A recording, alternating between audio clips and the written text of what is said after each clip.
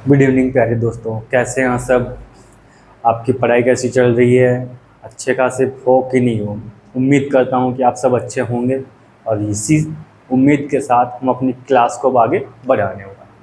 जैसा कि present continuous में हमने उसका बेसिक पार्ट और एडवर्ब्स को कंप्लीट किया था और इन सब के बाद में आज हम पढ़ने जा रहे हैं कुछ फिक्स टाइप सेंटेंस। हमारी लाइफ की कुछ ऐसी एक्टिविटीज़ जो केवल प्रेजेंट कॉन्टिन्यूस में ही लिखी जाएंगी। अगर कहीं पे लिखोगे तो उसे गलत माना जाएगा। इन एक्शंस पे आपके एग्जाम में भर भर के क्वेश्चन आते हैं। एसएससी और बैंक में भर भर के क्वेश्चन आए, डायरेक्ट एक्शन पुट होते हैं। आप सोचो इस बात को, जैसे मैंने हेडिंग लगा दी आपकी fixed type sentence. Fixed type sentence में सबसे पहला है हमारा चेंज इन एक्शन। अब चेंज इन एक्शन कैसे, इस बात को समझने की कोशिश करो। प्रेजेंट कॉन्टिन्यूस जब मैंने स्टार्ट किया था तो स्टार्टिंग में मैंने आपसे एक बात कही थी कि कॉन्टिन्यूस का मतलब ही क्या है, एक्शन में चेंज होना। याद है? अरे याद है क्या मेरे दोस्तों? प्रेजेंट कॉन्टिन्यूस का मतलब ही क्या है। कॉन्टिन्यूस की बात करें तो कॉन्टिन्यूस, प्रेजेंट की बात नहीं कर रहा मैं। अगर मैं पास्ट एक्टिविटीज़ की भी बात करूंगा तो उसका मतलब ही क्या होता है, किसी एक्शन में बदलाव आना। क्या एक्शन में बदलाव आना ही क्या होता है, हमारा कॉन्टिन्यूस होता है। तो वहीं से हमने एक बात उठा ली, क्या, चेंज इन एक्शन। अगर कहीं पे भी आपको किसी के भी रूटीन में थोड़ा बहुत अगर बदलाव दिखता है, किसी के भी रूटीन में अगर आपको क्या दिखता है, बदलाव दिखता है, तो वो बदलाव किस में आएगा, आपके कॉन्टिन्यूस में। अगर प्रेजेंट का बदलाव है तो प्रेजेंट कॉन्टिन्यूस में लिखेंगे और अगर अदर कहीं का है तो उसे उसमें लिखेंगे। देखो कैसे। आओ बात करते हैं अब धीरे धीरे हम हमारे बाय सेंटेंस इन चीज़ों को समझने की कोशिश हम करते हैं। तो देखो कैसे चेंज इन एक्शन। मैं एक सेंटेंस लिखूं, he is a teacher. He is a teacher, वो क्या है, teacher. But these days, but these days he is working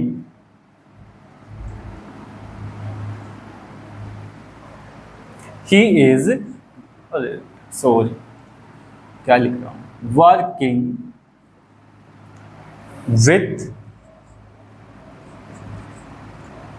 with his son। इस बात को समझने की कोशिश करना बेटा, जो मैं बोलना चाह रहा हूं कि ये बताओ मेरे को, बताइए आप कि इसकी परमानेंट एक्टिविटी ये है कि नहीं है।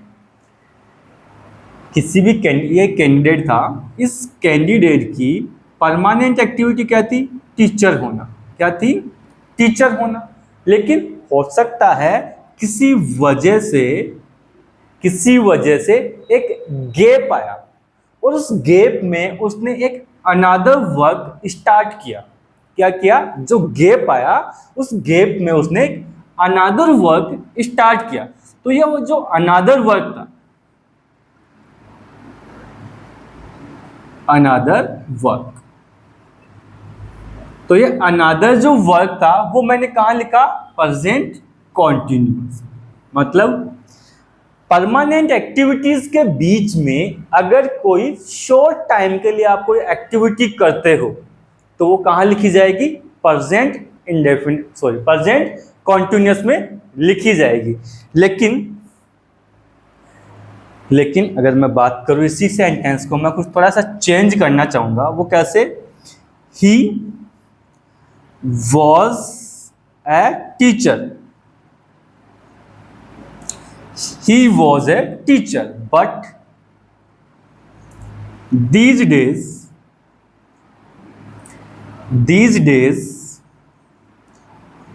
he is working with his son.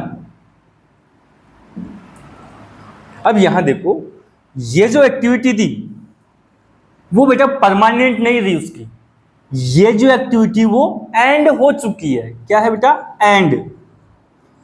और ये जो चेंज है, ये जो चेंज है वो कैसा है? परमानेंट है। कैसा है? परमानेंट।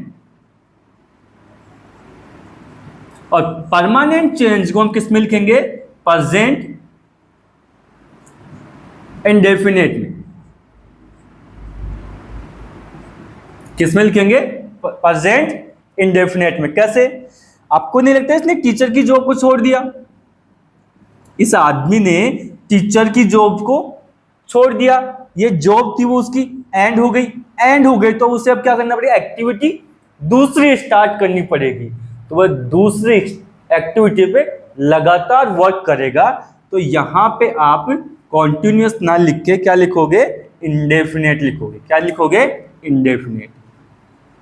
अब यहां से मैं एक चीज बताना चाह रहा हूं आपको, वो ये कि यहां देखो बेटा क्या आया? These days. लास्ट क्लास में हमने प्रेजेंट कॉन्टिन्यूअस की एडवर्ब्स को पढ़ा था और उन एडवर्ब्स में हमने इन वर्ड्स को देखा था। These days, nowadays, currently, still, today, now, at present, at moment, इन सारी वर्डिंग को हमने वहां पढ़ा था। और ये भी कहा था कि ये जिस सेंटेंस में आती हैं वो प्रेजेंट कॉन्टिन्यूअस का सेंटेंस होता है। यहां पे ये सेंटेंस में आई बेटा, उसके बावजूद भी आपका सेंटेंस किस में लिखा जाएगा? प्रेजेंट इंडेफिनेट में। किस में लिखा जाएगा? प्रेजेंट इंडेफिनेट में। किसकी वजह से? इस एक्टिविटी की वजह से। यहां देखो वापस से, यहां दीज डेज था, ये एक्टिविटीज की क्या थी? परमानेंट थी। तो परमानेंट एक्टिविटी के बीच में कोई एक्शन आया तो उसे मैंने कहां लिखा? प्रेजेंट कॉन्टिन्यूअस में। लेकिन ये एक्टिविटीज की परमानेंट नहीं है, ये एक्टिविटी तो खत्म हो गई। अगर खत्म हो गई है तो ये एक्शन इसका परमानेंट हो गया। ये एक्टिविटी अगर खत्म हो गई तो ये वाला एक्शन क्या हो गया? इसका परमानेंट हो गया। और अगर ये परमानेंट है तो मैं इसे कहां लिखूंगा? प्रेजेंट इंडेफिनेट में, क्योंकि परमानेंट एक्टिविटीज को हम प्रेजेंट इंडेफिनेट में ही लिखते हैं। पहली चीज समझ में आई होगी कि इसका मतलब क्या। बदलाव आया, बदलाव आया तो कॉन्टिन्यूअस में। ठीक है, चलिए इसका स्क्रीनशॉट लो, फिर हम सेकंड वाले पे चलते हैं, अपने second type.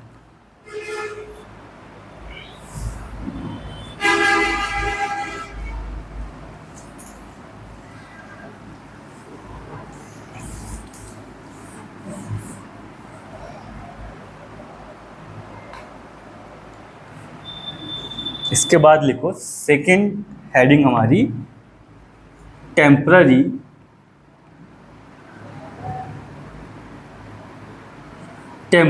Action.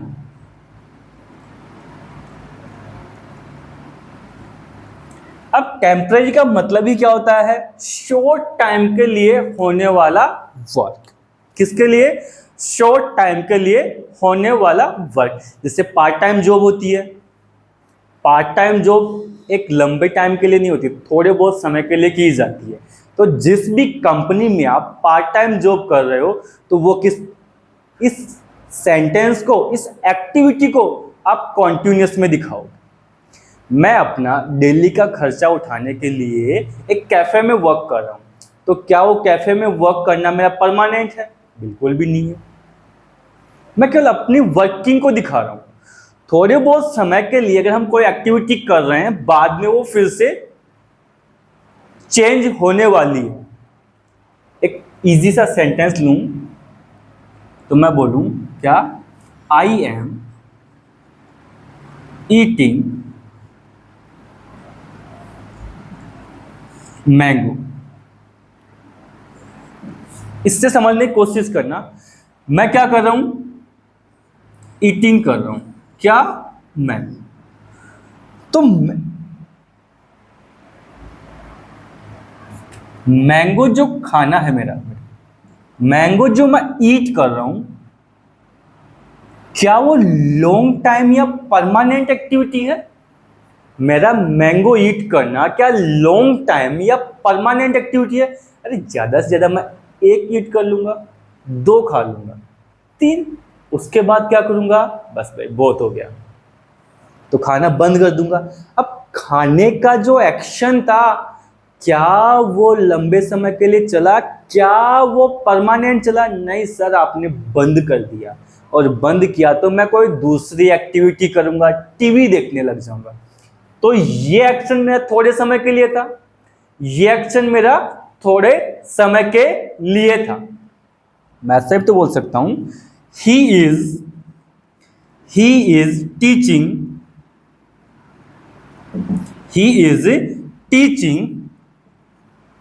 in this school। यहां देखो, he is teaching, वह पढ़ा रहा है। in this school, इस स्कूल में। हो सकता है अगले महीने या अगले साल इसको छोड़ के दूसरी में चली जाए, दूसरी से तीसरी में चले जाओ भाई। तो क्या एक्टिविटी आपकी परमानेंट रही? बिल्कुल भी नहीं। वो एक्टिविटी लगातार बदल रही है, और लगातार जो एक्टिविटी बदल रही है, तो बदलते हुए एक्शन को, चेंज होते हुए एक्शन को हम प्रेजेंट कॉन्टिन्यूअस में लिखते हैं। आई बात समझ में? चलो, उसके बाद में नंबर 3, इसको रफ कर रहा हूं मैं।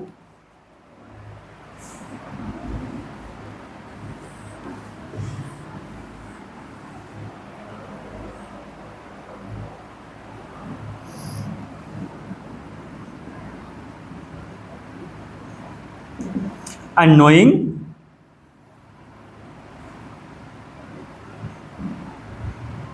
एक्शन। अब annoying का मतलब क्या होता है, पहले तो उसको समझो, उसके बाद में इसका सेंटेंस पे देखना। annoying का मतलब होता है एक ऐसी एक्टिविटी जो हम कभी भी खुद के लिए नहीं चाहते। एक ऐसी एक्टिविटी जो हम कभी भी खुद के लिए नहीं चाहते, फिर भी वो हमारे साथ में वो एक्शन होते हैं। इट मीन्स, याद करो, पापा ने किसी काम के लिए कहा और आपके दिमाग से वो स्लिप हो गया और वो एक्शन आपने नहीं किया, तो शाम को पिटाई होनी है आपकी। आप स्कूल जा रहे हो और जाते जाते दरवाजा लॉक करना भूल गए।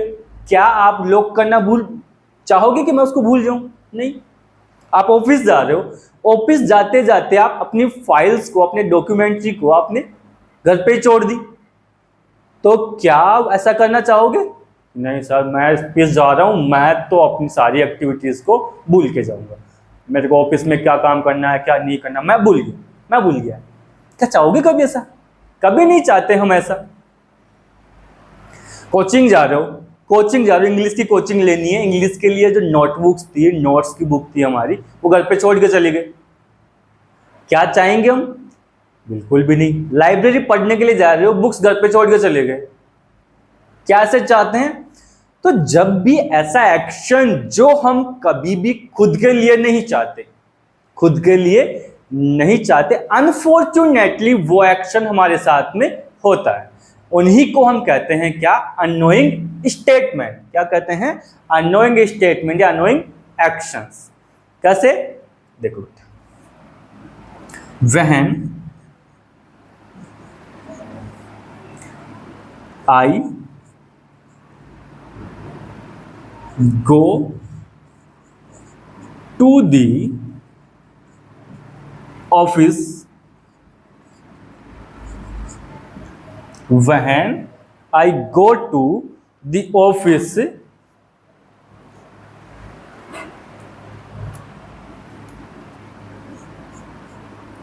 I am forgetting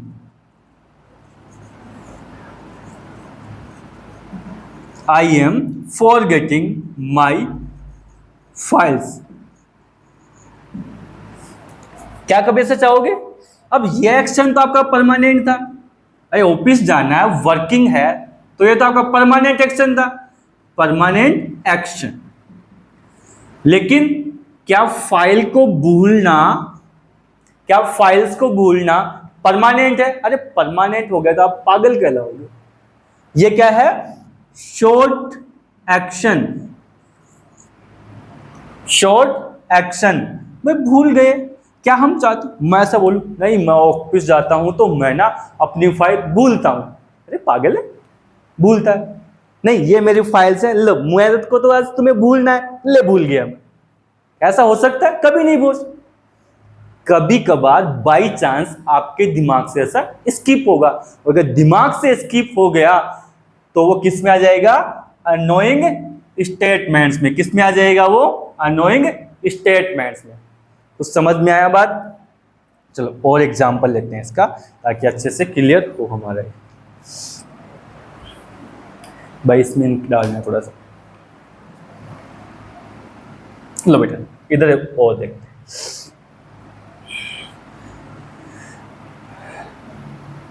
When I am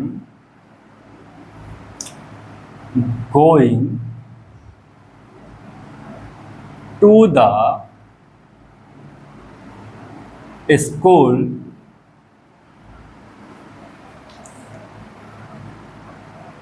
I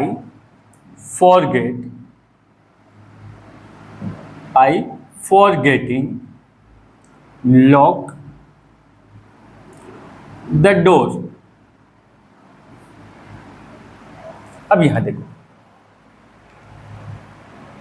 I goes करो, I goes, सॉरी ये क्या होगा? I goes,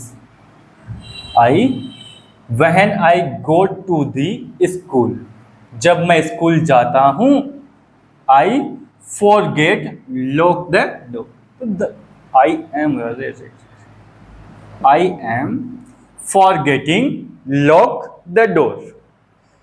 When I go to the school, I am forgetting lock the door। ये मेरा एक्शन परमानेंट था तो मैंने इसे प्रेजेंट इंडेफिनेट में लिखा, और ये वाला एक्शन मेरा शॉर्ट टर्म था, अनोइंग था। क्या था? अनोइंग था, तो मैं इसको कहां लिखा? प्रेजेंट कॉन्टिन्यूअस में लिखा। आई बात समझ में? किस में लिखा? प्रेजेंट कॉन्टिन्यूअस में लिखा। समझ गए बात को? अरे समझ में है कि नहीं आई? आगे देखो और पढ़ते हैं कुछ और एक्टिविटीज को। अरे मैं किसको मिटा रहा हूं? इसको मिटा भाई।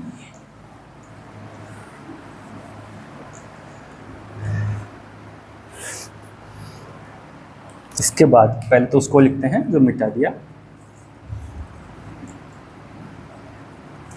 Annoying action. इसके बाद ये नंबर 3 और नंबर 4। लाइकहुड एंड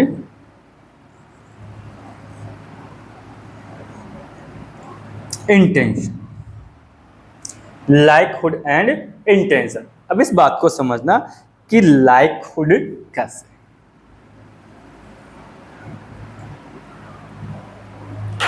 लाइकहुड कैसे? लाइकहुड का मतलब क्या होता है? देखो,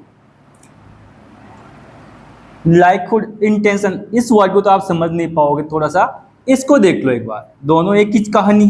इंटेंशन आपका माइंडसेट, इंटेंशन का मतलब क्या हुआ? आपका माइंडसेट। तो किसी एक्टिविटी या एक्शन को लेके आपका माइंडसेट पहले से फिक्स है कि मुझे ये एक्शन करना है, ये एक्टिविटी करनी है। किसी भी एक्शन को लेके हम पहले से चीज फिक्स कर लेते हैं कि मुझे ये करना है। अगर ये चीज पहले से फिक्स करते हैं हम, तो वो कहां लिखोगे? Present continuous. इसको हम ऐसे भी बोलते हैं कि नियर फ्यूचर में जो फिक्स्ड प्लान होता है, इसी को हम क्या बोलते हैं? Fixed plan of near future.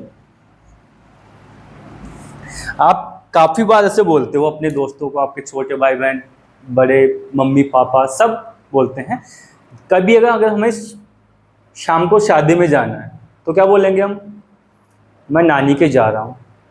क्या चले गए? मैं बुआ जी की शादी में जा रहा हूँ। क्या आप चले गए? मैं ताऊ जी से मिलने जा रहा हूँ, मैं चाची से मिलने जा रहा हूँ। क्या आप चले गए? नहीं, आप गए नहीं, आप केवल अपने थोड़े बहुत समय के बाद में जो एक्टिविटी होने वाली है उसे आप प्रेजेंट में दिखाने की, अभी एट दिस टाइम दिखाने की कोशिश कर। तो नियर फ्यूचर में जो एक्टिविटी आपकी होने वाली है उसे हम क्या कहते हैं? लाइक्ड इंटेंशन या fix planning of near future. कैसे? देख, ये मेरे पास एक भाई साहब है और ये दूसरे भाई साहब, राम और ये श्याम। तो राम क्या बोल रहा है श्याम को? आई एम गोइंग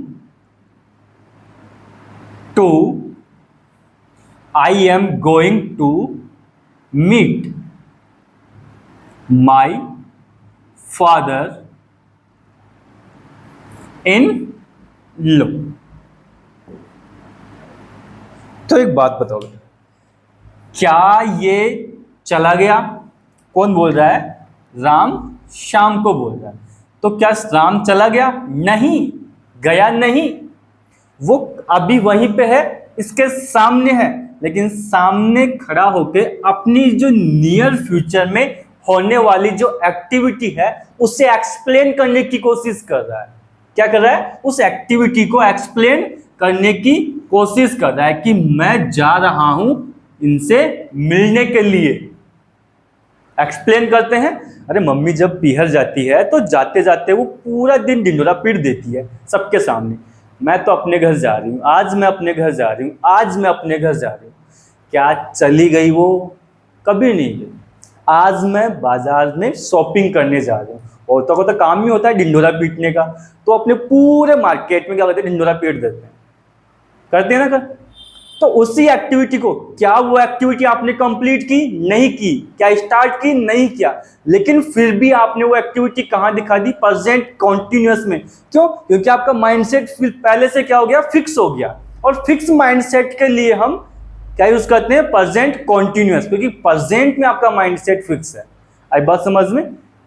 तो देखो, इसके बाद में लेते हैं अपना नंबर 5।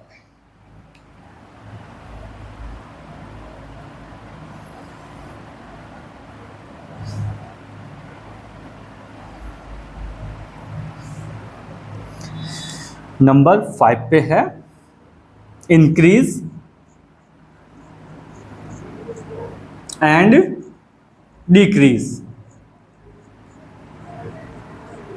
वैसे तो ये दोनों के दोनों वर्ब क्या है बेटा? ये दोनों के दोनों वर्ब है, लेकिन इंक्रीज और डिक्रीज का मतलब है किसी एक्टिविटी में, किसी भी एक्टिविटी में लगातार मूवमेंट्स अप साइड होना और किसी भी एक्टिविटी में मूवमेंट्स डाउन साइड होना। डाउन साइड का मतलब, मैं एक छोटा सा एग्जांपल लेता हूं, बड़ा प्यारा एग्जांपल है।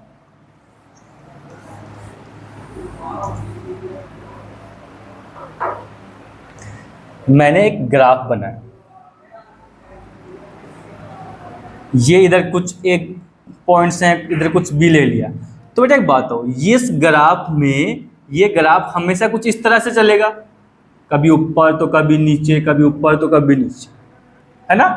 तो graph of this company growing up down, up and down. तो ग्रो लगातार चेंज आ रहा है, समझना इस बात को। क्या मूवमेंट्स में, क्या इस ग्राफ के मूवमेंट्स में लगातार चेंज नहीं आ रहा? और लगातार अगर बदलाव हो रहा है, चेंज आ रहा है, तो चेंज इन एक्शन तो पहले से अपन ने पढ़ रखा है। चेंज इन एक्शन तो पहले से ही मैंने पढ़ रहा है। तो ये जो बदलाव आ रहा है, इस बदलाव को कहां दिखाओगे आप? प्रेजेंट कॉन्टिन्यूअस में दिखाओगे, क्योंकि चेंज तो प्रेजेंट में आ रहा है ना। आई बात समझ में?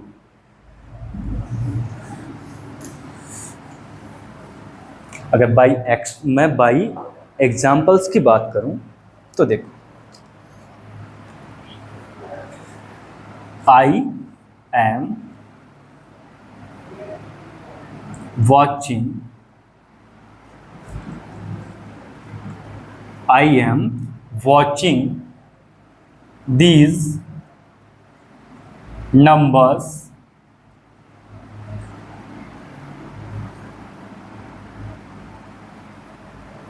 when it is increasing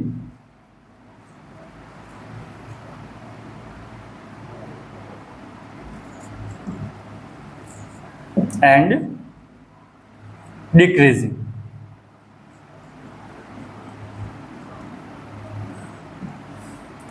मैं इन नंबर्स को देख रहा हूं जब ये ये नंबर्स बढ़ रहे हैं या फिर घट रहे हैं। तो लगातार इंक्रीज होना या डिक्रीज होना, एक्शन में बदलाव तो आ रहा है। तो मैं क्या कर रहा हूं, घटते हुए को भी देख रहा हूं, वापस से भी बढ़ते हुए को देखने लगा। एक एग्जांपल और लूं तो बेटा, यहां एक बात बताओ मुझे, ये मेरे पास वाटर टैंक है, ये इतना फिल है। जैसे ही मैंने इनलेट चालू किया तो ये फिल होना शुरू होगा धीरे धीरे धीरे धीरे।